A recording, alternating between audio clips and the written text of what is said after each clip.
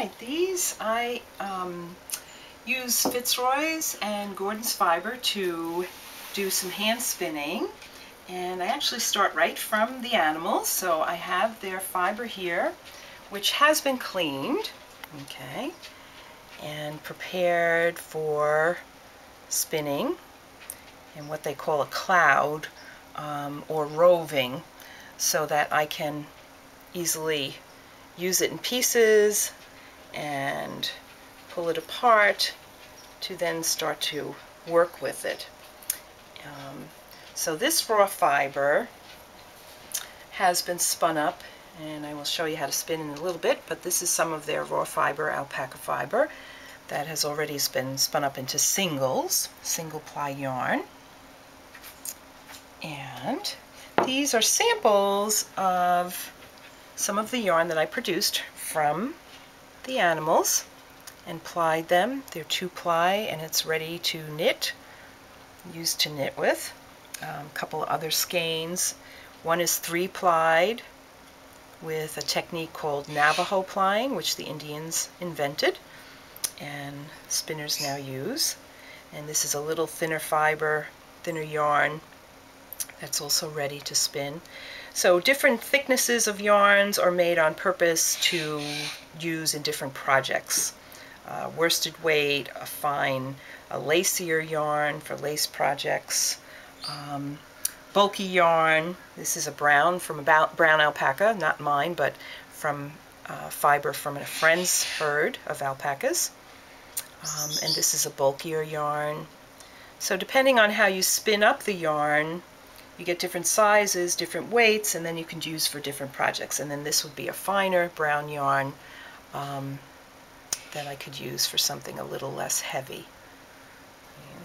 These are just samples, and when I give a workshop or when I take a workshop, we try to do different types of sizes of yarn and then decide how we like to spin it up. One is fluffy, one is a little bit lacier, so they're samples of the type of what we want to spin to use for projects. So I spend a lot of time sampling yarns also, until I decide how I like it. Do I want it soft and fuzzy? Do I want it fine and tightly spun? So I decide ahead of time. I practice. Everything I do, I usually do samples or practice beforehand, because there's no sense in doing a large project and not having it come out the way you want it to come out. So this is the raw fiber ready to spin, and what I do is I'll take pieces and pull it apart and then do what we call drafting. Pull it even, stretch the yarn out a little bit without breaking its continuity. And this is what you do to prepare to get ready to spin a yarn. And it's very, very soothing, very soft. And if you check the fibers, an alpaca, if you do happen to pull too far, this would be the length of the fiber, which is about 4 inches. Very nice long fibers to spin with, which makes, spinning nice and easy with alpaca. The shorter the fiber, the harder it is to spin up a nice yarn. So then I will take the drafted fiber and work on spinning up some yarn. And I can stop and start. I don't have to do it all at once. It's generally a very relaxing craft. And I work on it until I fill the bobbin completely full. And let me just tighten up the tension a little bit.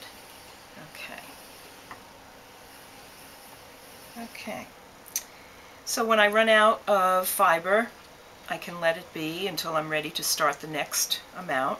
And I leave a little tuft at the end, and I lay the other fiber that's ready to start over that one, and they actually just combine together, and that's how I do a continuous piece of yarn. Okay. And this is a hand craft, so it takes a lot of practice, and I've been working on this seriously for the last 10 years. And depending on how much I pull out or leave together in a tuft is the size of the yarn that I'm going to get. And every once in a while I stop and I let it wind up on itself, and that's to check to see what kind of 2-ply yarn I'm going to get, and if I'm satisfied with that, I'll continue in that mode and I'll make it that thick. If I want it thicker, I'll leave more fiber as I'm spinning. In other words, if I want a thick yarn, I'll leave a big amount of fiber and it will start to spin up a very thick yarn. Okay, and then if I check that, and I want to see how thick that is, I'll let it spin up on itself, and then I get a nice fluffy yarn. Okay, and the same would be true if I reverse it and make it thinner. So it's really up to the craft person, you know, how we want to make the yarn. That's why it makes it a craft. And I would use a real nice thick yarn for hats, mittens, and make them nice and fluffy and soft.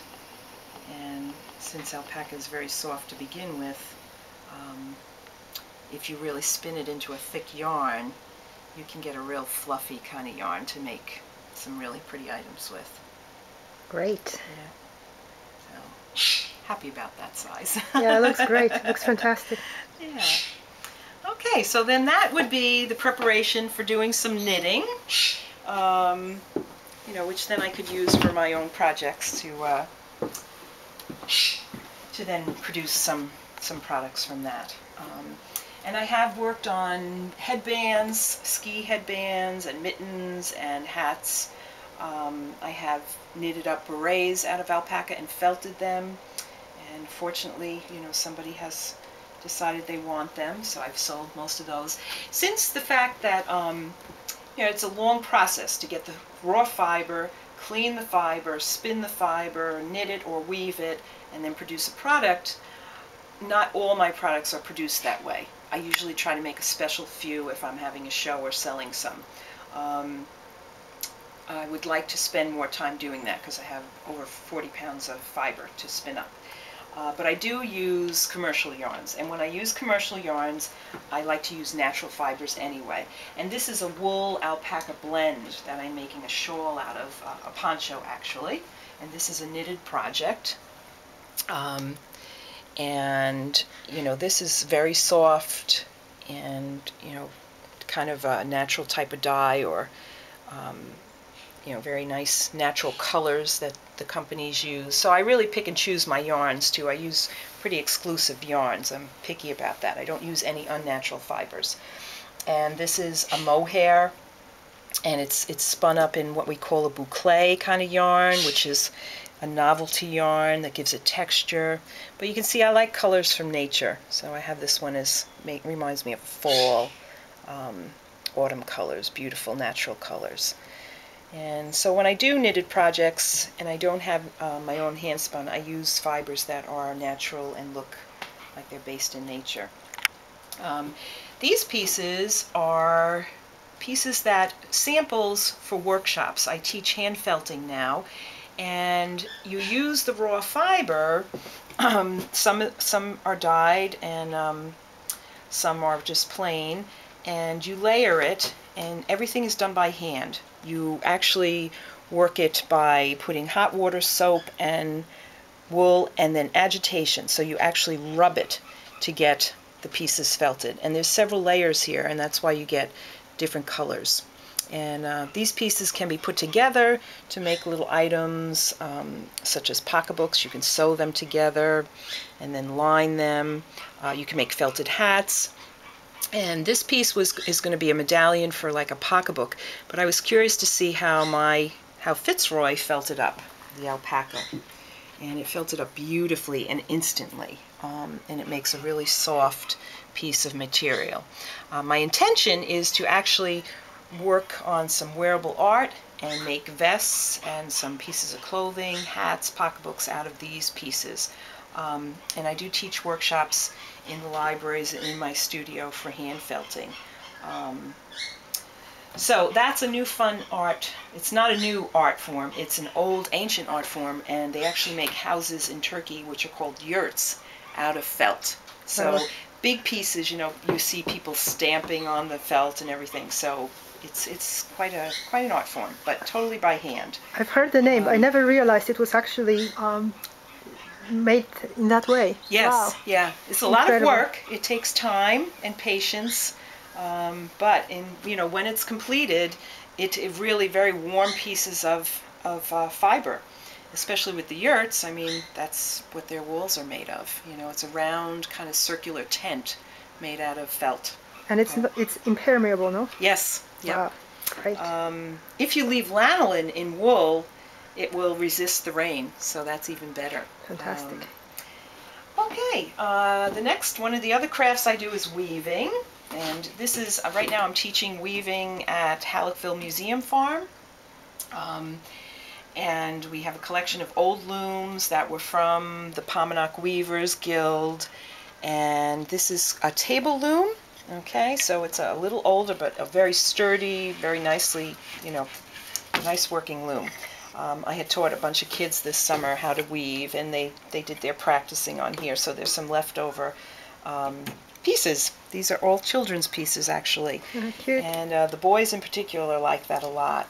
So I'm going to give a little demonstration of, you have to measure the yarns out ahead of time. The threading of the loom is the most challenging part, because you measure the yarn, how many yards you want for the project you're making. Then you thread the loom. Okay, so it has to be threaded through the reed, one strand at a time, and then you take each thread and thread what we call the heddles through each one of these little silver heddles in a pattern. To set up a pattern that you want on your piece that you're weaving. Then you tie it onto the back beam, roll it up, and tie it onto the front beam, and voila, you're ready to weave. And as you weave up the space here, you then release, let's see if I can do this properly. Okay, this is going to be a little hard here, but you actually release the break. It's back here, and not working for me at this point here, but anyway, I can show you how. But you move the yarn forward as you weave, and when you lift up what we call the harnesses, it sets a pattern for you. So if you lift two at a time, you get what's called a shed, and it's an opening here that you push your shuttle through. Okay, and then you change your harnesses, change your pattern, you beat your yarn, and you change the pattern, and this is called a plain weave, which is over, under, over, under. You can do many different patterns. You can do twills and basket weave, okay. And this is a portable way of weaving, as opposed to floor looms, which I have several of over there folded up right now. I'm not working on them yet. And as you can see, it is labor intensive, but you do get a rhythm going. Once you get started, you get a rhythm. And on a floor loom, instead of using your hands to change the pattern, you would use your feet. So you really can get, to weave a lot faster. And you start to develop little pieces. Okay. Not this one. Okay. Let's see. I'll change my pattern here. Keep track. And on a loom like this, you can knit scarves. You can knit. No, it's not cooperating here. I'm doing the wrong pattern. You can knit. You can weave scarves. Table runners, pieces of cloth that you could sew together for pocketbooks, or blankets. Okay, and you have few examples here, no?